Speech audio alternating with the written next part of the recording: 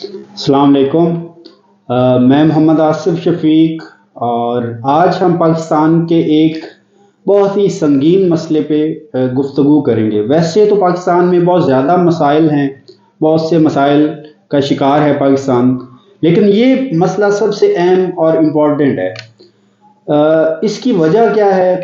वो ये है कि जब आपने एक इमारत खड़ी करनी हो तो आपके पास सारा मटेरियल है, आपके पास ईंटें हैं, सीमेंट है, बजरी है, बाकी सारे रिसोर्सेज जो एक इमारत को बनाने के लिए वो दस्तयाब हैं। लेकिन आपके पास जो है वो मिस्त्री नहीं है जिसने ये इमारत बनानी है। आपके पास जो आर्किटेक्चर है इमारत का, वो बनाने वाला आर्किटेक्ट नहीं है। तो ये वसाइल जो हैं, ये अगर आपके पास जितने भी हों तो ये लोग नहीं होंगे तो वो इमारत खड़ी नहीं हो सकती। पाकिस्तान के भी हालात ऐसे ही हैं। हम जैसे कहते हैं कि पाकिस्तान में कुदरती वसाइल हैं, हमारे पास ज़रई ज़मीनें हैं, हमारे पास दरिया है, सहरा है, समंदर है, हर चीज़ है। तो अगर यहाँ पे जो जो लोग इन ज़राए से, इन रिसोर्सेज से चीज़ें बिल्ड कर सकते हैं, अगर वो पाकिस्तान में नहीं होंगे तो पाकिस्तान की इकॉनमी ना बढ़ सकेगी, ना पाकिस्तान में खुशहाली आएगी, ना इंफ्रास्ट्रक्चर बनेगा और ना ही जो है वो पाकिस्तान की कौम आगे बढ़ेगी। तो वो मसला है ब्रेन ड्रेन का। आप लोग जानते हैं कि पिछले 5 सालों में 2.7 मिलियन लोग पाकिस्तान को छोड़कर चले गए। तो अगर ये रेशो निकालें पर डे के हिसाब से तो 1400 लोग जो हैं वो पर डे पाकिस्तान को छोड़ के जा रहे हैं। और पिछले एक साल में यानी 2023 में 8 लाख लोग जो हैं वो पाकिस्तान को छोड़कर चले गए। इनमें काफ़ी ज़्यादा लोग जो हैं वो highly educated top class professional हैं, जिनमें doctors, engineers, IT professional, nurses, ये सारे लोग जो हैं ये पाकिस्तान को छोड़कर जा रहे हैं। तो ये इमारत जो है या पाकिस्तान जो है वो कभी भी स्टेबल नहीं हो सकता, इसकी इकॉनमी ग्रो नहीं कर सकती जब तक हमारे पास ये लोग जो बड़े दिमाग हैं, ज़हीन इंटेलेक्चुअल लोग हैं, वो पाकिस्तान को छोड़कर जाते रहेंगे। तो अब इसकी वजूहात क्या हैं? इसकी जो पिछले 1 साल या 2 साल से सबसे बड़ी वजह है वो सैलरीड क्लास पे टैक्स है।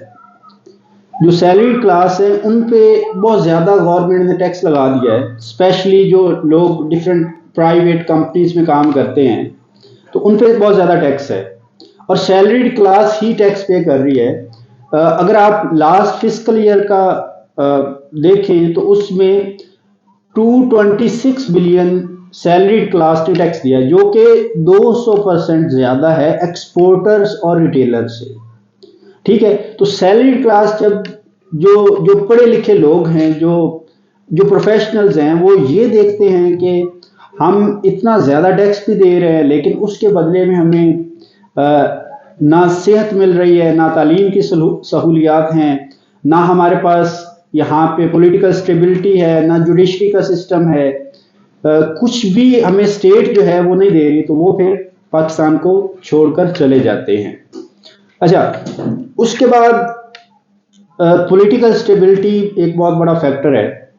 बहुत ज़्यादा एजुकेटेड या जो यंग पीपल हैं, जब ये अभी रिसेंट वाले इलेक्शंस हुए हैं तो उन्होंने देखा कि उनके वोट की वजह से कोई तब्दीली नहीं आई और पाकिस्तान जो है हमेशा पॉलिटिकल इंस्टेबिलिटी यहाँ पे रहती है।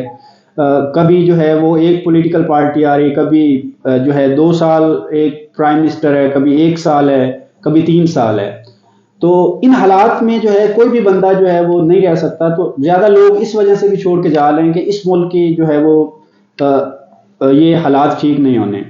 उसके बाद जुडिशरी का भी यही हालात है। निज़ाम अदल जिस मुल्क में ठीक नहीं होगा, जब आपको कानून की हुक्मरानी नज़र नहीं आती, आपको पता है कि कोई भी आपको मार के चला जाएगा, कोई भी आपके जो है वो चोरी कर लेगा, आपके जानो माल की हिफाजत स्टेट जब नहीं कर रही है, तो वहाँ के शहरी ये प्रेफर करते हैं कि ऑल्दो हम अपनी फैमिली को सेक्रीफाइस कर लेंगे, हम अपनों से दूर चले जाएंगे, लेकिन इस मुल्क को हम छोड़ के चले जाएं जहाँ पे हमारी जानो माल की हिफाजत नहीं है।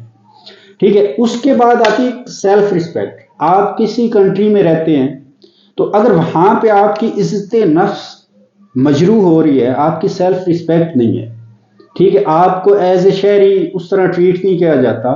آپ کو ادارے جو ہیں، آپ کسی بھی گورنمنٹ ادارے میں چلے جائیں، کوئی بھی آپ کو کام ہو، آپ کا کام ریفرنس کے بغیر نہیں ہوگا، آپ کا کام سفارش رشوت کے بغیر نہیں ہوگا.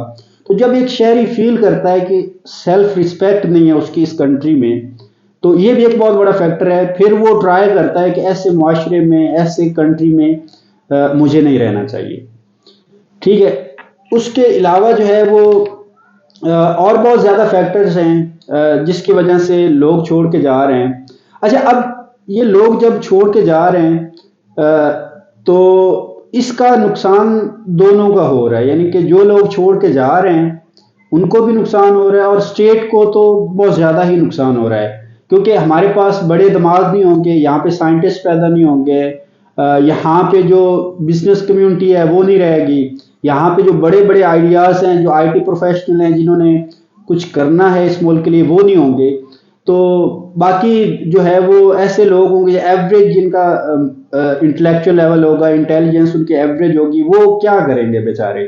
تو یہ لوگ باہر جا کے پھر بڑی اکانومیز جیسے U S, Germany, Middle East, وہاں پہ کنٹریبیوشن کرتے ہیں، وہاں پہ اپنے بزنس سیٹ اپ کرتے ہیں، وہاں پہ آئیڈیاز جنریٹ کرتے ہیں، وہاں پہ اپنی کمپنی سیٹ اپ کر لیتے ہیں. تو اس کا پاکستان کو بہت زیادہ نقصان ہو رہا ہے. تو جیسے کہ میں نے شروع میں کہا تھا کہ آپ کے پاس سارے ریسورسز تو ہیں، لیکن عمارت کھڑی کرنے کے لیے آپ کے پاس ہیومن ریسورس جو ہے وہ بہت زیادہ امپورٹنٹ ہے.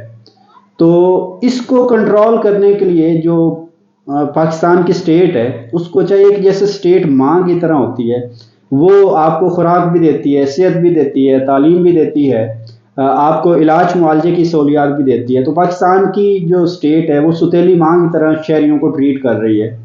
تو ان کے ساتھ جب تک یہ برا سلوک جاری رہے گا تو پاکستانی اسی طرح اس ملک کو چھوڑ کے چلے جائیں گے، اور وہ اپنے جو ہے ذہین دماغوں کا استعمال، اپنی صلاحیتوں کا استعمال باہر کے ملکوں میں جا کے کریں گے، اور ان ملکوں کی اکانومیز گرو کریں گی، اور وہ ملک آگے بڑھیں گے. اور پاکستان جو ہے انہی حالات میں رہے گا، کیونکہ ہیومن ریسورس جو ہے وہ سب سے امپورٹنٹ چیز ہے کسی بھی کنٹری کے لیے. شکریہ.